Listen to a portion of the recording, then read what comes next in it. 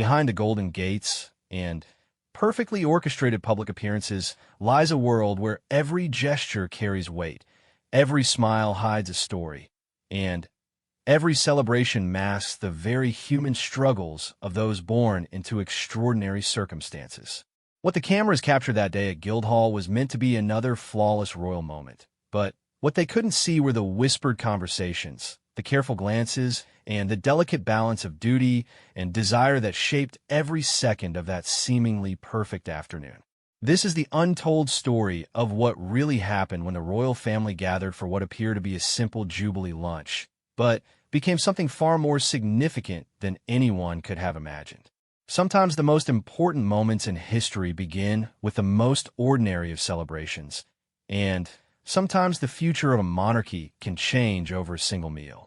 The morning air carried an unusual tension as Lady Margaret Thornfield adjusted her pearl necklace for the third time in 10 minutes. She stood before the ornate mirror in her private chambers at Kensington Palace, watching her reflection with the practiced eye of someone who had spent decades perfecting the art of royal presentation. Today was different, though she couldn't quite put her finger on why. The invitation to the Jubilee lunch at Guildhall had arrived 3 weeks prior, written in the familiar, elegant script that marked all official royal correspondence. What made this particular gathering special wasn't the venue or the occasion, but rather the guest list. For the first time in nearly a decade, every major member of the royal family would be present under one roof, including some who hadn't spoken to each other since the unfortunate incident at Balmoral 2 summers ago. Margaret's lady-in-waiting, Sarah Collins, entered the room carrying a silver tray with the morning newspapers. The headlines were predictably cheerful, focusing on the upcoming celebration and the unity it represented. But Sarah's expression told a different story. She had worked in royal service for 15 years and had developed an instinct for reading between the lines of official announcements. "Your ladyship," Sarah said carefully, setting down the tray, "I've received word from the palace secretary that there may be some additional security measures in place today. Nothing alarming, they assure me, but perhaps more than usual for a luncheon."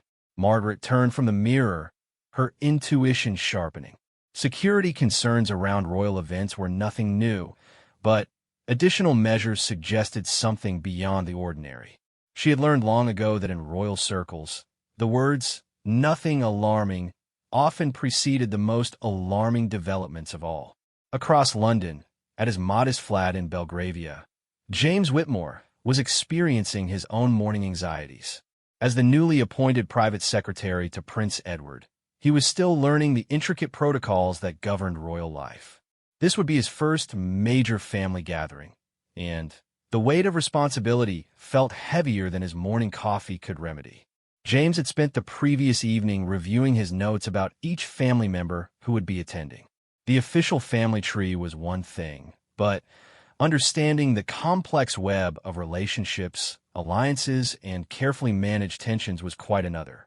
His predecessor had left him detailed files, but had also offered one piece of advice that stuck with him: watch their eyes, not their smiles. The eyes will tell you everything you need to know. The prince himself had been unusually quiet during their morning briefing. Prince Edward typically approached royal engagements with a mixture of duty and genuine enthusiasm, but today he seemed distracted. When James had asked about any special considerations for the Guildhall event, the prince had paused longer than usual before answering. "James," he had said, looking out the window at the gray London morning, "some family gatherings are about celebration, and others are about resolution. Today, I suspect, will be about both." Meanwhile, in the kitchen of Guildhall, Chef Patricia Morrison was orchestrating what she considered to be one of the most important meals of her career. She had been chosen to prepare the Jubilee lunch not just for her culinary skills, but for her discretion and her ability to manage high-pressure situations. The menu had been approved weeks ago, but this morning had brought a series of last-minute dietary requests and seating arrangement changes that suggested more complexity than a simple family celebration. Patricia had learned to read the signs in her 20 years of catering royal events. When the palace requested that certain family members be seated at specific distances from each other, when particular wines were selected for their calming properties rather than their flavor profiles, and when the staff briefing included subtle instructions about maintaining absolute confidentiality about any conversations they might overhear. She knew she was preparing more than just a meal. Her assistant chef, Michael, had worked several royal events before and recognized the atmosphere. "It feels different today, doesn't it?" he whispered as they arranged the final details of the main course. "Like everyone's holding their breath." Patricia nodded, checking her watch. The royal party would arrive in 3 hours, and she wanted everything to be perfect. Not just the food, but the timing, the service, the atmosphere.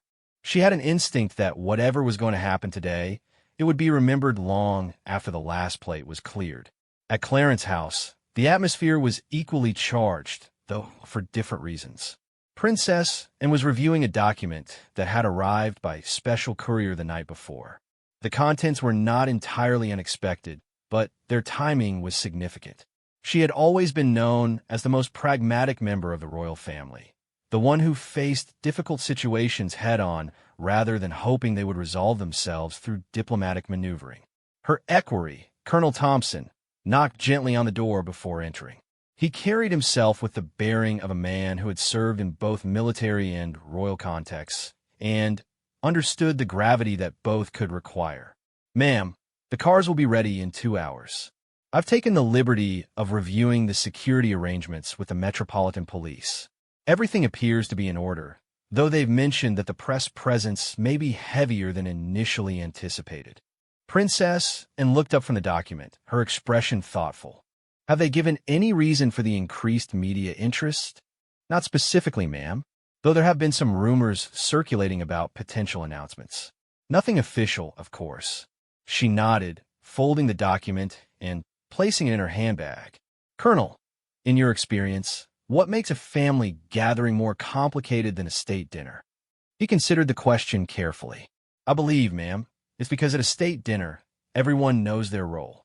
At a family gathering, especially one with implications beyond the family itself, people are often playing multiple roles simultaneously, and that can create interesting dynamics." Princess and smiled at his diplomatic phrasing. "Interesting dynamics. Yes, I suspect we'll have plenty of those today."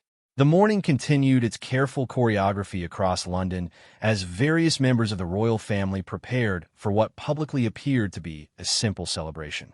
But in the privacy of their preparations, each was aware that family dynamics, especially royal family dynamics, were never simple. Lady Margaret finally settled on a navy dress with pearl accessories, choosing elegance over ostentation. She understood that today might require her to be more than just a guest, perhaps serving as a bridge between different factions of the family if the occasion demanded it. Her years of experience had taught her that the most successful royal events were often those where someone was quietly managing the human elements behind the scenes. James Whitmore had filled his briefcase with extra copies of schedules, contact information, and contingency plans. He had learned in his short time in royal service that preparation was everything, but flexibility was equally important. Today felt like a day that might require both in abundance. As the morning progressed, the various threads of preparation began to converge on Guildhall. The venue itself was being transformed from a historic building into a stage for royal theater. Every detail had been considered, from the placement of flowers to the angle of cameras, from the timing of courses to the positioning of security personnel. The staff had been briefed not just on protocol, but on the importance of discretion. They were reminded that royal family gatherings, even celebratory ones, often involve conversations and interactions that were not intended for public consumption. Their role was to facilitate the event while remaining invisible, to ensure that the royal family could interact naturally while maintaining the dignity that their positions required. But, as anyone who had worked royal events before understood, the careful planning and meticulous preparation could only control so much. The human elements, the family dynamics, the personal relationships, and old grievances and new hopes, these could not be managed through protocol alone. These required something more subtle and more difficult to achieve: genuine understanding and mutual respect among people who happened to be related by blood and bound by duty. As the cars began to prepare for their journeys across London, as the final preparations were completed at Guildhall, as the royal family members finished their morning routines and prepared to step into their public roles, the stage was set for what would indeed prove to be much more than a simple Jubilee lunch. The cameras waiting outside Guildhall would capture images of elegant arrivals, warm greetings, and carefully composed family portraits. The official reports would speak of successful celebration and family unity. But the real story would unfold in the spaces between the official moments, in the conversations that happen away from cameras, in the glances exchanged across the dinner table, and in the decisions that will be made not in grand gestures, but in quiet words spoken between courses. London itself seemed to sense the importance of the day. The usual gray sky had given way to intermittent sunshine, as if the weather were cooperating with the careful staging of royal optimism. Traffic moved with unusual efficiency. Security preparations fell into place without incident, and even the pigeons in Guildhall's courtyard seemed to understand their role in maintaining the dignity of the occasion. As the final hour of preparation approached, each participant in the day's events was completing their personal ritual of transformation from private individual to public figure. It was a transformation that every member of the royal family had learned to make countless times, but one that never became entirely automatic. There was always a moment, just before stepping into the public eye, when the weight of responsibility settled on a shoulders that had been trained from birth to bear it gracefully. Today, that weight felt different for each of them. Not heavier, necessarily, but more significant. Today carried the possibility of change, the potential for resolution, and the risk that comes with any gathering where long-held positions might be challenged by the simple act of sitting around a table together, and remembering that beneath all the protocol and position, they were family. The stage was set, the players were ready, and Guildhall awaited its distinguished guests with the patient dignity of a building that had witnessed centuries of London's most important moments. What would unfold there over the next few hours would be recorded in official chronicles, remembered in family stories, and, perhaps most importantly, would shape the direction of relationships and institutions that extended far beyond the walls of the ancient hall. As the first royal car began its journey toward the city center, the day's true story was about to begin. The first car to arrive at Guildhall carried Princess Anne, who had always believed that punctuality was not just good manners, but a form of respect for everyone involved in an event. As her vehicle pulled into the courtyard, she noticed the carefully arranged media presence, the strategically positioned security personnel, and the subtle signs that indicated this gathering had attracted more attention than a typical family lunch might warrant. Colonel Thompson stepped out first, quickly surveying the scene before opening her door. Princess Anne emerged with the practiced grace of someone who had been making public appearances for decades, her expression pleasant, but revealing nothing of her inner thoughts.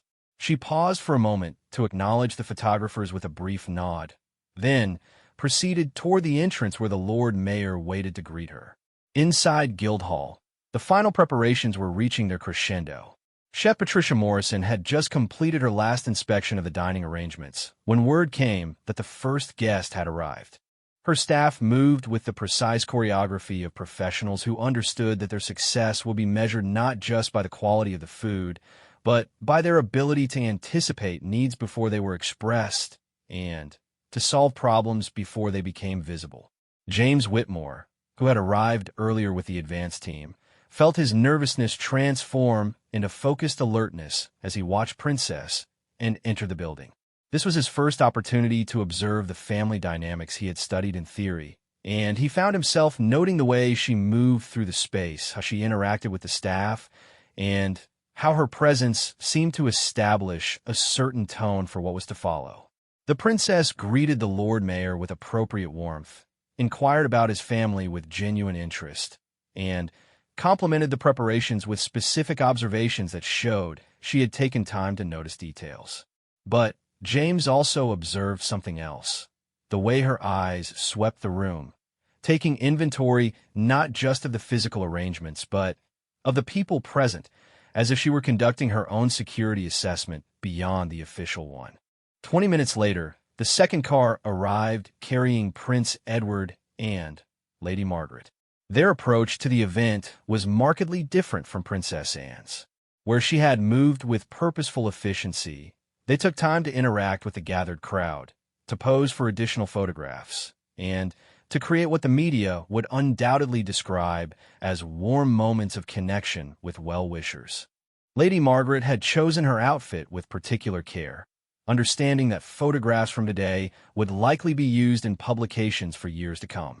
But more than that, she addressed to send subtle messages to family members who would read significance into everything from her choice of jewelry to the formality of her attire. In royal circles, fashion was never merely about appearance. It was a language of communication for those fluent enough to read it.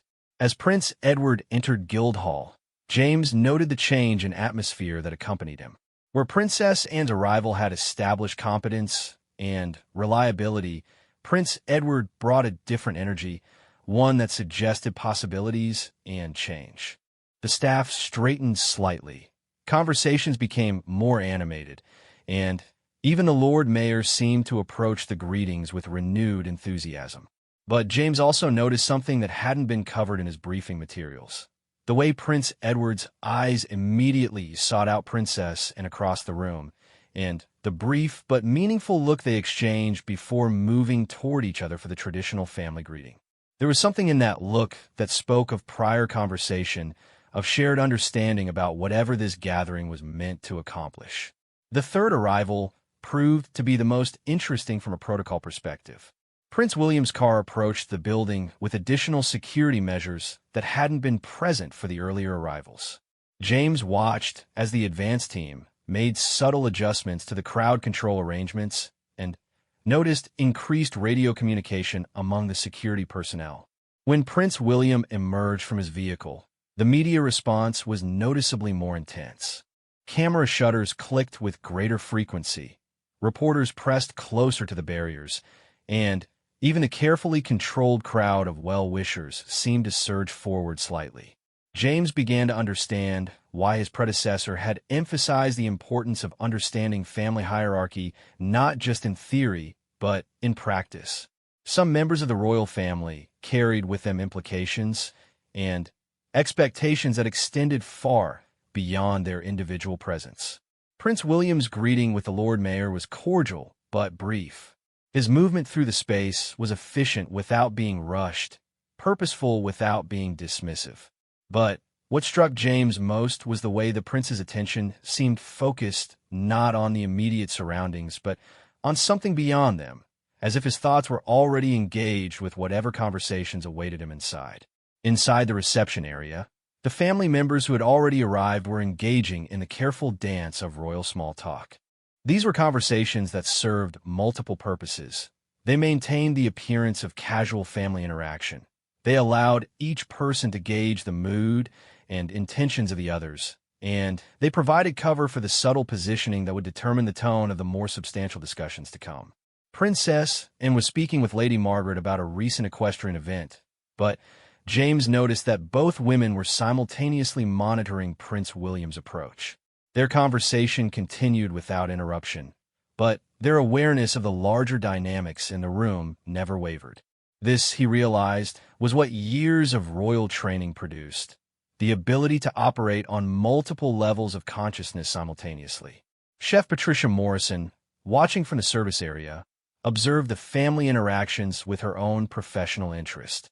She had learned to read the success of royal events, not just by the consumption of food, but by the quality of conversation, the length of pauses between courses, and the requests for additional wine or coffee.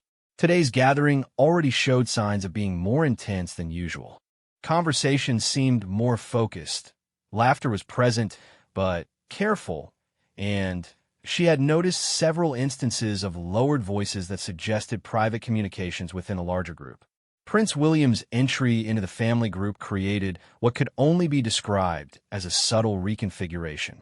Not dramatic enough for casual observers to notice, but significant enough that James found himself taking notes for future reference. The way people positioned themselves, the topics of conversation that were emphasized or abandoned, the eye contact patterns, and the careful timing of remarks, all of these shifted in response to his presence. But perhaps most interesting was what didn't change.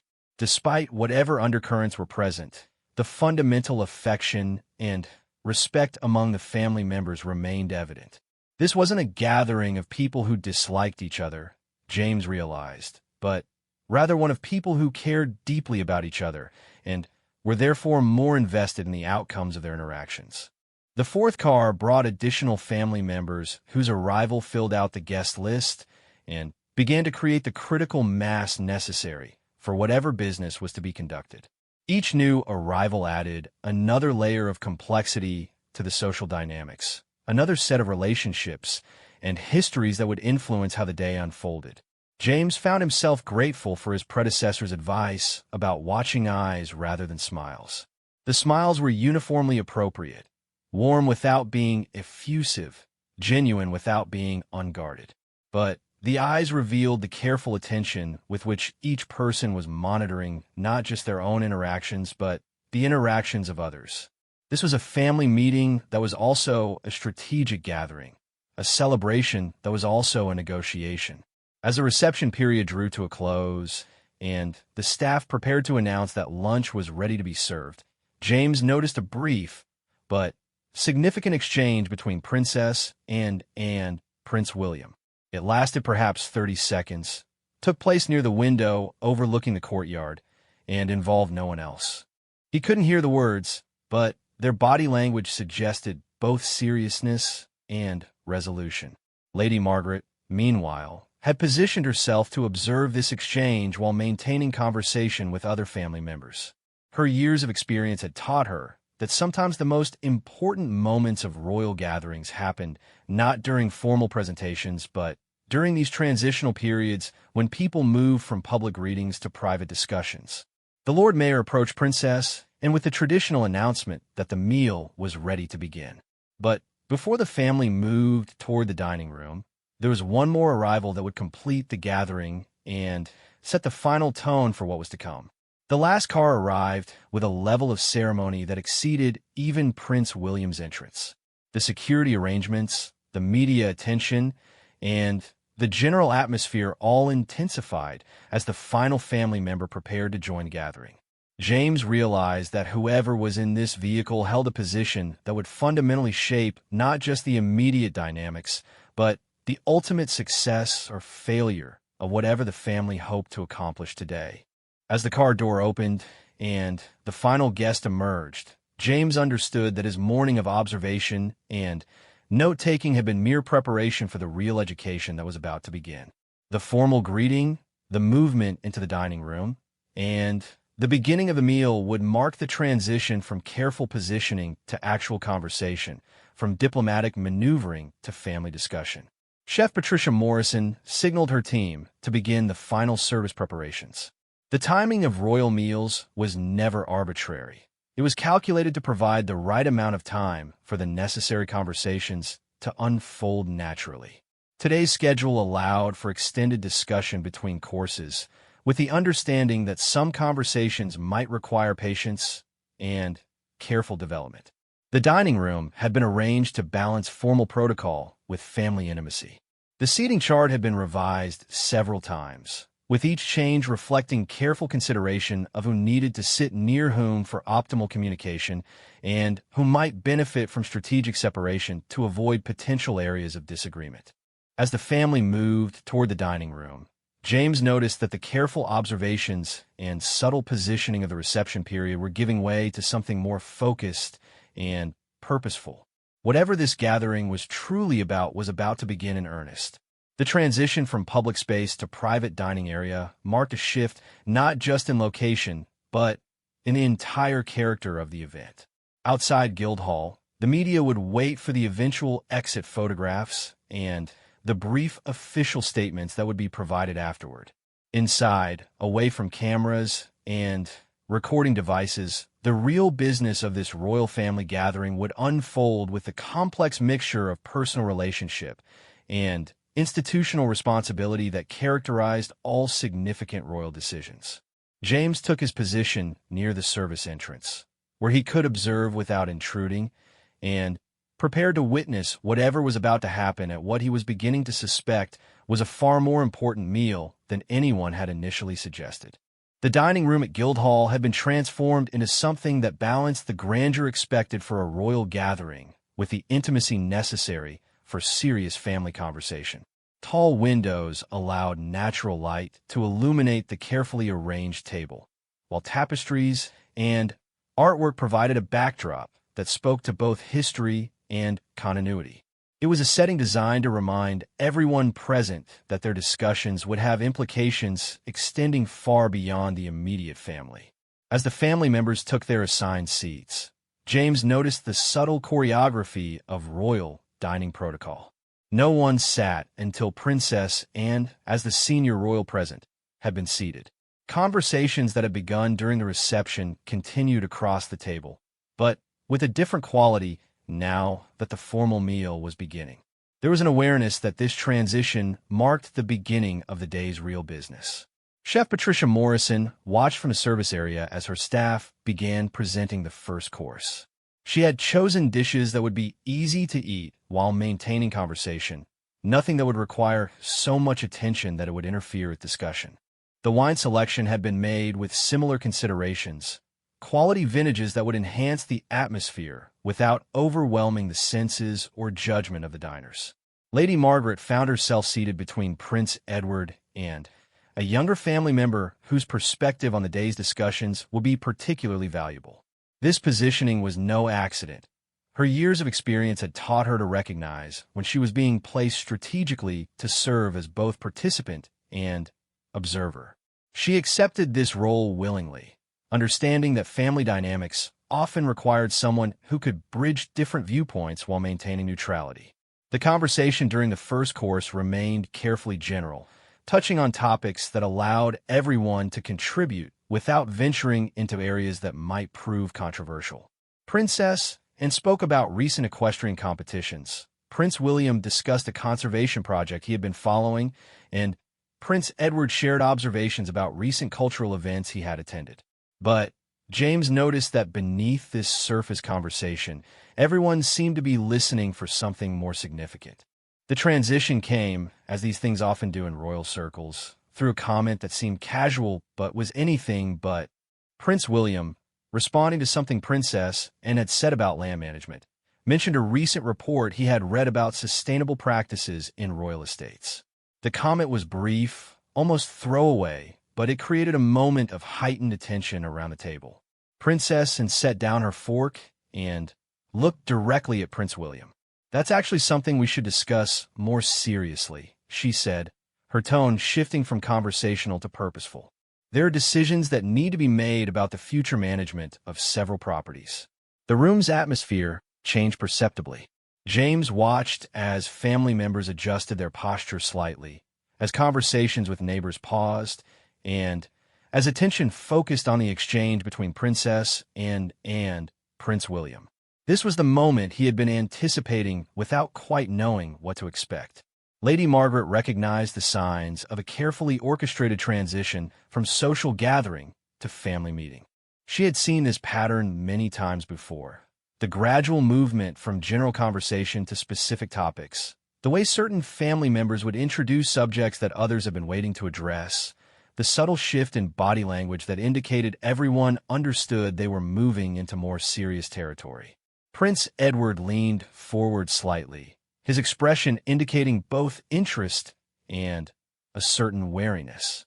"Anne's right," he said.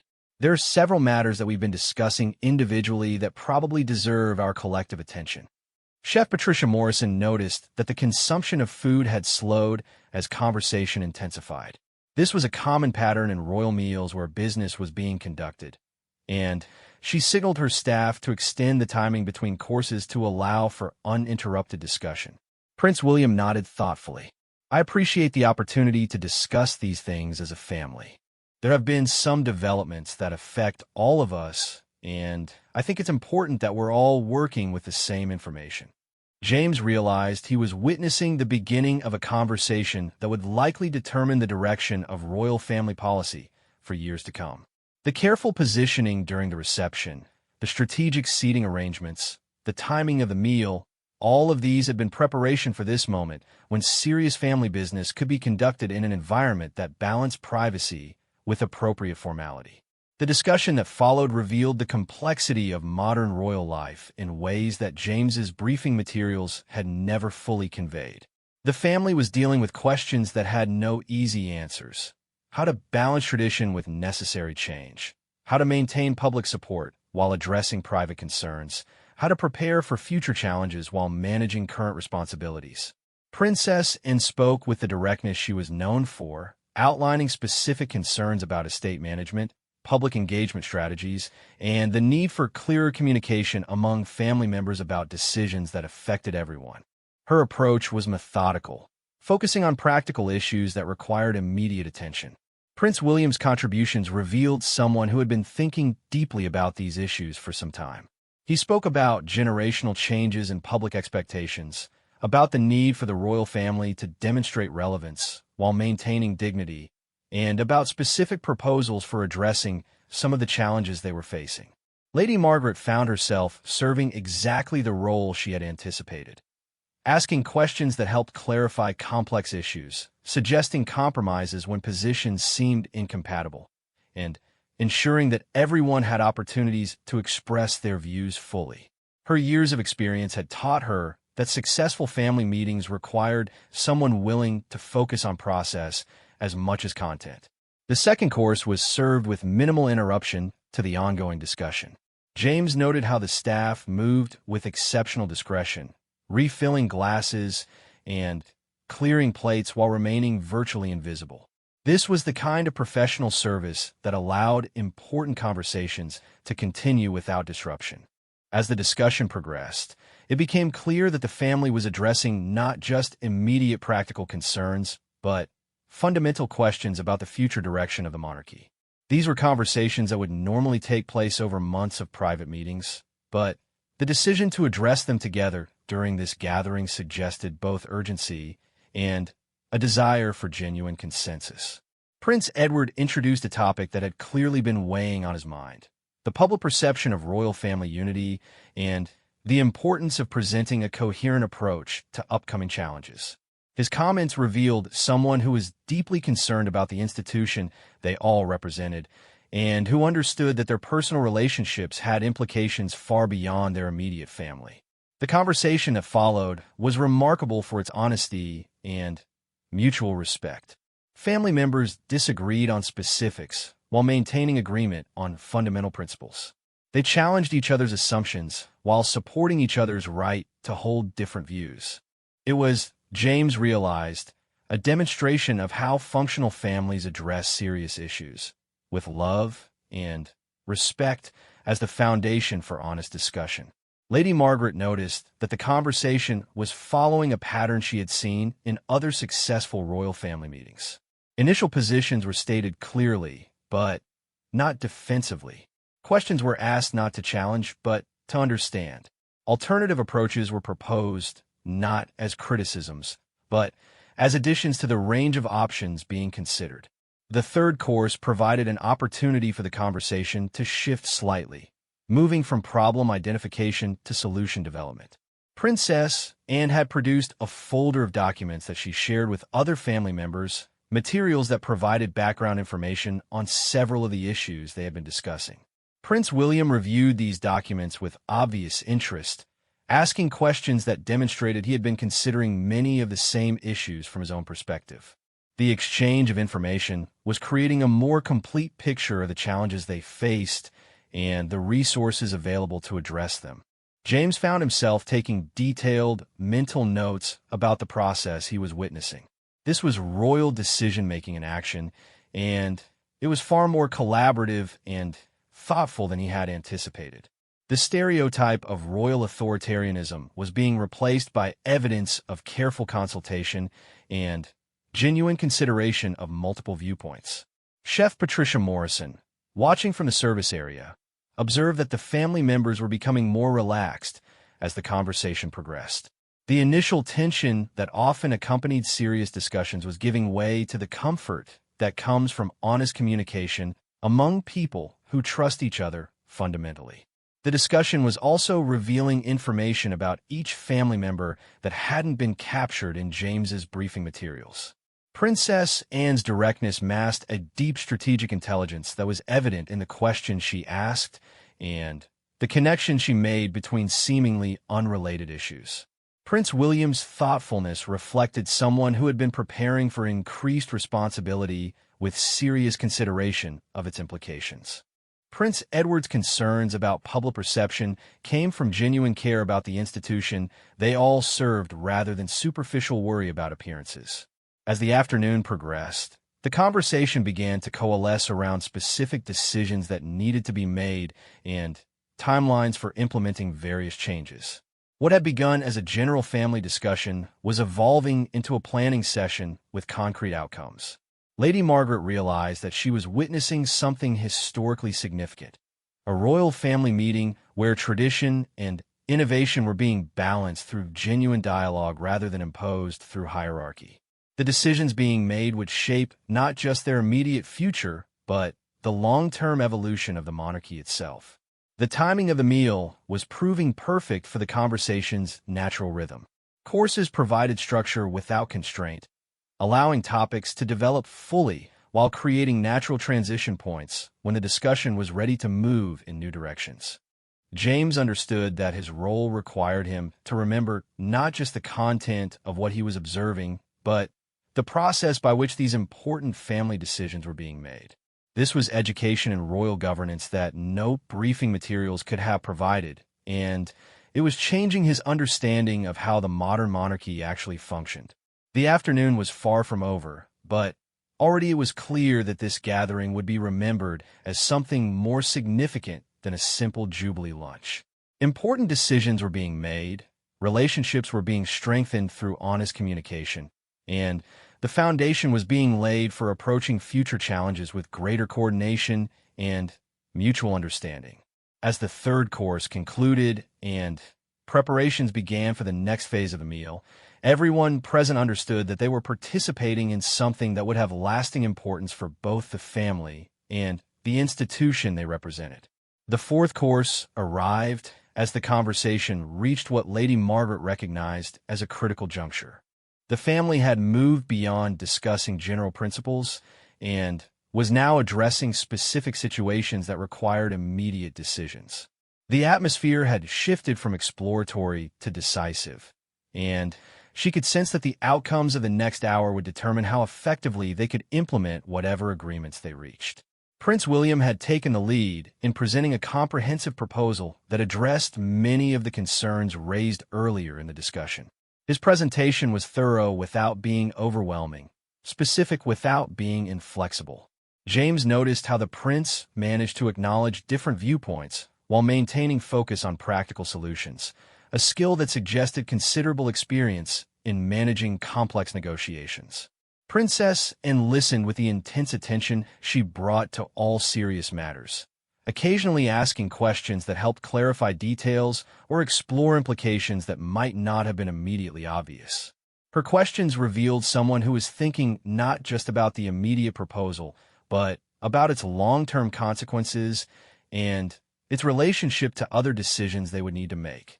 The proposal itself was more comprehensive than James had anticipated.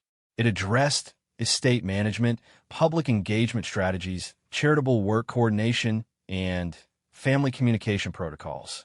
But what struck him most was how it balanced respect for tradition with recognition of changing circumstances. This wasn't a revolutionary document, but it was clearly an evolutionary one that would move the royal family in new directions while maintaining their essential character. Chef Patricia Morrison observed from the service area that the family members were showing signs of mental fatigue that often accompanied intensive decision-making sessions. She instructed her staff to serve the coffee course slightly early and to ensure that the refreshments would help sustain energy levels through what appeared to be the final phases of serious discussion. Lady Margaret found herself increasingly impressed by the quality of thought that each family member was bringing to these discussions. Prince Edward's comments about public communication revealed someone who understood both media relations and public psychology. Prince William's strategic thinking demonstrated preparation and foresight. Princess Anne's practical concerns kept the discussion grounded in operational realities. Together, they were creating a comprehensive approach to challenges that required both immediate attention and long-term planning. The conversation had also revealed information about external pressures and opportunities that weren't generally known to the public. James learned about upcoming changes in government policy that would affect royal activities, about international developments that would influence their diplomatic role, and about generational changes in public attitudes that would require adaptive responses. As the discussion progressed, it became clear that the family was developing not just solutions to immediate problems, but a framework for addressing future challenges more effectively. They were essentially redesigning their approach to royal family governance, creating structures and processes that would allow them to respond to changing circumstances while maintaining the stability and dignity that their positions required. Prince William addressed what everyone understood to be one of the most sensitive topics: the balance between individual family members' personal interests and their collective responsibilities. His approach was diplomatic but direct, acknowledging that this tension was natural and probably permanent, but arguing that it could be managed more effectively through better communication and clearer expectations. Princess Anne responded with characteristic honesty, admitting that she had sometimes made decisions without adequately considering their impact on other family members, but also asserting that the pressure to coordinate every action could become paralyzing if taken too far. Her comments opened the door for a discussion about the boundaries between individual autonomy and collective responsibility. The exchange that followed was remarkable for its combination of personal honesty and institutional awareness. Family members shared specific examples of situations where they had felt conflicted between personal judgment and family expectations. They also discussed ways to create more effective consultation processes without creating bureaucratic obstacles to necessary action. Lady Margaret realized she was witnessing something quite rare: a successful negotiation among people who had significant power, but also genuine affection and respect for each other. The conversation was proving that it was possible to address serious disagreements without damaging relationships, and to make difficult decisions without sacrificing either individual dignity or collective effectiveness. James noticed that the tone of the conversation had evolved throughout the afternoon. The initial careful politeness had given way to more direct communication, but rather than creating conflict, this honesty was building trust. Family members were able to express strong opinions while maintaining respect for alternative viewpoints, and to disagree on specifics while maintaining agreement on fundamental values. The discussion also revealed the extent to which each family member had been thinking independently about these issues before coming together for today's gathering. This wasn't a conversation where one person was trying to convince others to accept predetermined conclusions, but rather one where multiple perspectives were being synthesized into comprehensive solutions. Chef Patricia Morrison noted that the family members were now showing the kind of focused energy that suggested they were reaching satisfactory conclusions. The tension that had been present during the early phases of serious discussion was being replaced by the satisfaction that comes from productive collaboration. As the coffee course was served, Prince Edward introduced a topic that had clearly been saved for this final phase of the discussion: the public announcement of whatever decisions they reached today. His comments revealed sophisticated thinking about media strategy and public communication, and an understanding that how they presented their decisions would be as important as the decisions themselves. The conversation about public communication strategy was fascinating for James to observe. Each family member contributed insights based on their own experience with media relations and public engagement. They discussed timing, messaging, and the importance of maintaining consistency across different public statements and appearances. Princess Anne emphasized the importance of presenting their decisions as natural evolution rather than dramatic change, arguing that the public would respond more positively to evidence of thoughtful adaptation than to suggestions of fundamental transformation. Her perspective reflected someone who understood both the public's attachment to royal tradition and their expectation of royal responsiveness to changing circumstances. Prince William added considerations about international implications, pointing out that some of their decisions would be noticed not just by the British public, but by other royal families and by government officials in various countries where they had diplomatic responsibilities. This global perspective added another layer of complexity to their communication strategy. The planning session that emerged from this discussion was as thorough as the policy discussions had been. They developed timelines for announcements, identified key messages for different audiences, and assigned responsibilities for various aspects of the communication process. It was clear that they understood the importance of coordinated implementation. Lady Margaret reflected on how the afternoon had demonstrated the evolution of royal family decision-making. Traditional hierarchy was still present and respected, but it was being balanced with genuine consultation and collaborative problem-solving. Authority was being exercised not through command, but through the facilitation of group wisdom. As the formal meal portion of the gathering drew to a close, James realized that the family had accomplished something quite significant. They had addressed serious challenges, reached important decisions, and strengthened their relationships through honest communication. But perhaps most importantly, they had established a process for continuing this kind of collaborative governance in the future. The transition from the dining table to a more informal seating arrangement for final discussion allowed the conversation to become even more personal and reflective. Family members shared thoughts about what the afternoon had meant to them personally and expressed appreciation for each other's contributions to the success of the gathering. Chef Patricia Morrison began supervising the discreet clearing of the dining area while the family moved to comfortable chairs near the windows overlooking the courtyard. This transition marked the beginning of the final phase of their time together, when they would consolidate the decisions they had reached and prepare for the transition back to public appearances. The view from the windows reminded everyone that outside Guildhall, the media and public were waiting for evidence of how this gathering had proceeded. Soon they would need to transition from private family members back to public figures, from honest discussants back to carefully composed representatives of the monarchy. But before that transition, there was time for reflection on what they had accomplished together. The afternoon had demonstrated that the royal family could address complex challenges effectively when they approached them with mutual respect, honest communication, and genuine commitment to both individual dignity and collective responsibility. James understood that he had witnessed something historically significant, a royal family meeting that had successfully balanced tradition with innovation, hierarchy with collaboration, and personal relationships with institutional requirements. The decisions made today would influence royal family governance for years to come. But perhaps more importantly, the process they had developed would provide a model for addressing future challenges effectively. As the afternoon moved toward its conclusion, everyone present understood that they had participated in something more significant than a simple family lunch. They had contributed to the ongoing evolution of the monarchy, strengthened their relationships through honest communication, and created a foundation for approaching future challenges with greater wisdom and coordination than had been possible before. The final phase of the gathering took place in the comfortable seating area near the tall windows of Guildhall, where afternoon light cast long shadows across the historical room.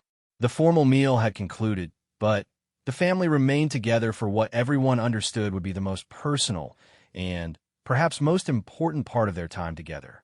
Here, away from the structure of the dining table, conversations could become more intimate while still maintaining the focus necessary to complete their business. Lady Margaret settled into her chair with the satisfaction of someone who had witnessed a successful negotiation. Throughout her years of royal service, she had seen many family gatherings that began with good intentions but dissolved into polite disagreement or careful avoidance of difficult topics. Today's meeting had been different. The combination of careful preparation, mutual respect, and genuine commitment to finding solutions had created something rare. A royal family meeting where important decisions were made through collaboration rather than hierarchy. Prince Edward took a moment to summarize what they had accomplished during the afternoon, reviewing the major decisions they had reached and the timeline for implementing them. His summary was comprehensive but concise, reflecting someone who understood the importance of ensuring that everyone left with a clear understanding of their commitments and responsibilities. James listened carefully to this summary, recognizing that it would form the basis for the detailed implementation planning that would follow in the coming weeks.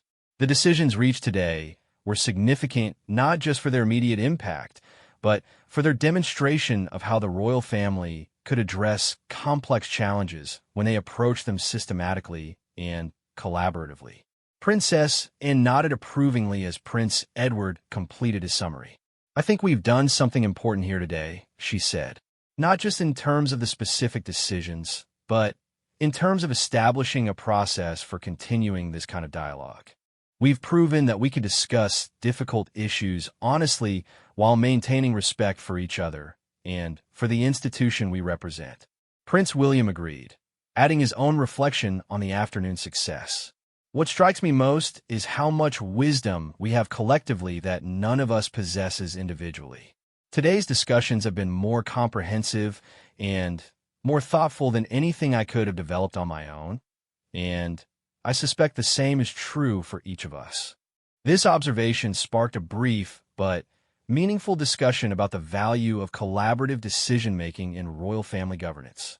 Each family member contributed examples of how their individual perspectives have been enhanced and improved through interaction with others, and how solutions had emerged that were better than anything any single person had initially proposed. Lady Margaret reflected on how this conversation demonstrated the maturity of the current generation of royal family members. They had managed to balance confidence in their own judgment with openness to alternative perspectives and to maintain authority while practicing genuine consultation. These were skills that would serve them well as they faced future challenges that would likely be even more complex than those they had addressed today. Chef Patricia Morrison, observing from a discreet distance as her staff completed the final cleaning operations, noted the relaxed but satisfied atmosphere among the family members. Their body language indicated people who were tired but pleased with what they had accomplished and who felt comfortable with each other despite having engaged in serious and sometimes challenging discussions. The conversation gradually turned to more personal reflections on what the afternoon had meant to each family member individually. Prince Edward spoke about his appreciation for being able to contribute meaningfully to family decisions that would affect all of them. Princess Anne expressed satisfaction with having addressed issues that had been concerning her for some time. Prince William shared his gratitude for the collaborative approach they had taken to complex challenges. But perhaps the most significant moment came when Lady Margaret offered her own perspective on what she had witnessed.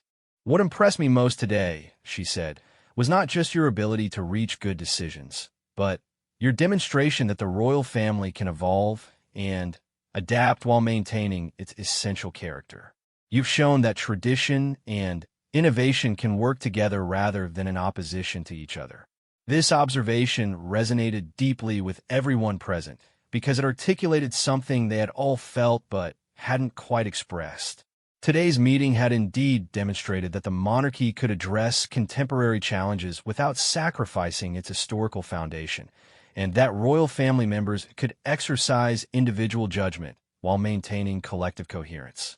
James realized that Lady Margaret had identified the true significance of what he had witnessed. This wasn't just a successful family meeting, but a demonstration of institutional evolution. The royal family had shown that it could adapt its governance processes to meet contemporary challenges while maintaining the dignity, stability, and effectiveness that were essential to its role in British society. As the afternoon drew toward its close, attention turned to the practical matter of departing from Guildhall and returning to their individual responsibilities. But the transition from private family members back to public figures required careful consideration of how they would present the results of their gathering to the media and public waiting outside. The conversation about their public presentation was as thoughtful as their earlier discussions about policy and procedure. They reviewed the key messages they wanted to communicate, the tone they hoped to establish, and the importance of demonstrating unity while acknowledging the substantive nature of their discussions. Princess and suggested that their public statements should emphasize the routine nature of family consultation while subtly indicating that important matters had been addressed. We want to communicate competence and coordination without creating the impression that there was a crisis requiring emergency attention, she explained. Prince William added considerations about the timing of more detailed announcements about the specific decisions they had reached.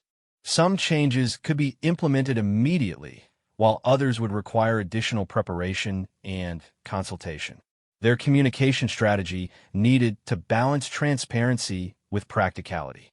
The planning for their departure was as careful as the planning for their arrival had been. Each family member would leave separately, allowing for individual media interactions while avoiding the impression that they were departing as a block in response to some urgent development. The spacing of their departures would also allow the media to capture the individual photographs and brief statements that would form the basis for public reporting about the event.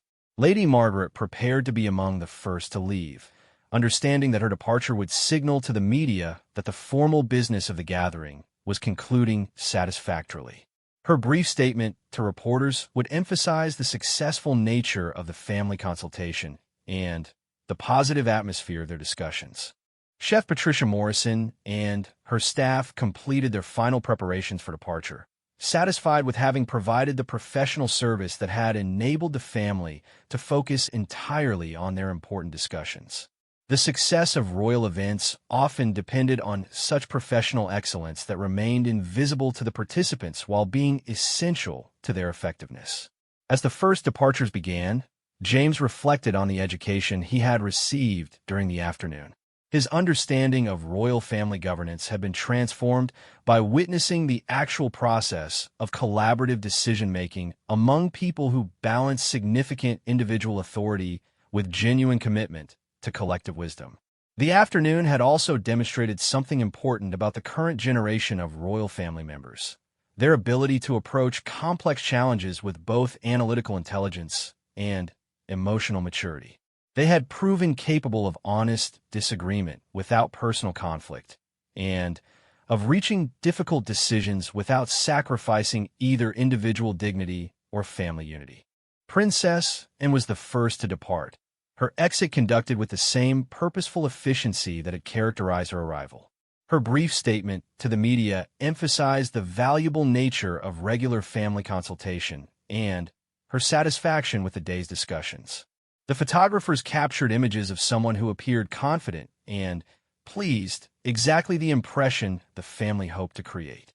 Prince Edward's departure followed 20 minutes later, allowing time for the media to reset their equipment and prepare for the next set of photographs and statements.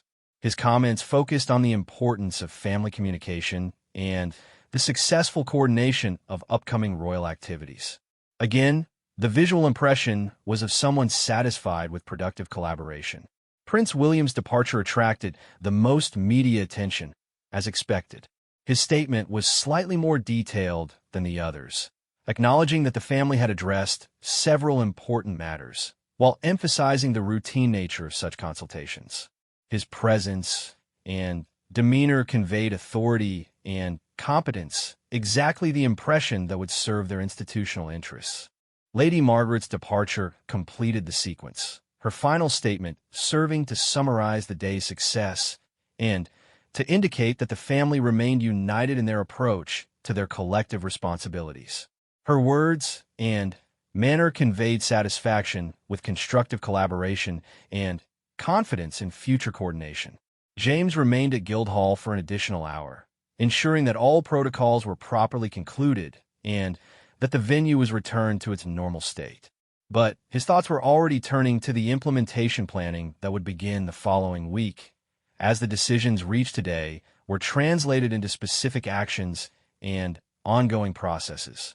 The late afternoon sun cast long shadows across Guildhall's courtyard as the last of the royal vehicles departed. The media began their own departure, satisfied with having witnessed and recorded what they correctly understood to have been a significant royal family gathering, though they would need to wait for future developments to understand its full importance. Chef Patricia Morrison supervised the final cleaning operations, reflecting with satisfaction on having contributed to an event that had clearly achieved its objectives. The combination of professional service and discreet observation had allowed her to witness royal family governance in action, an experience that would inform her approach to future royal events.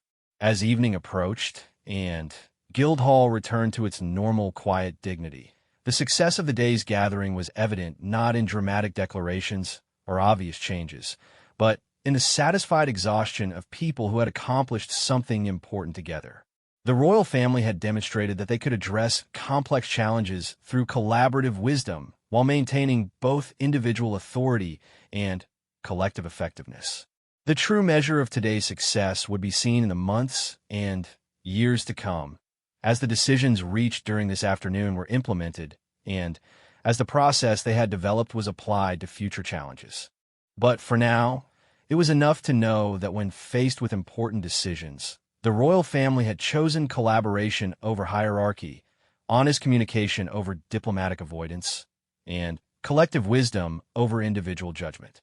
The stage had been set, the conversation had taken place, and the foundation had been laid for a new chapter in royal family governance. What happened at Guildhall on this afternoon would be remembered not just for the specific decisions that were made, but for the demonstration that the monarchy could evolve thoughtfully while maintaining its essential character and effectiveness. As London settled into evening, the royal family members returned to their individual residences and responsibilities, each carrying with them not just the memory of a successful gathering, but the confidence that they had established a process for addressing future challenges with wisdom, dignity, and genuine collaboration. The afternoon had ended, but its influence would extend far into the future of the institution they all served.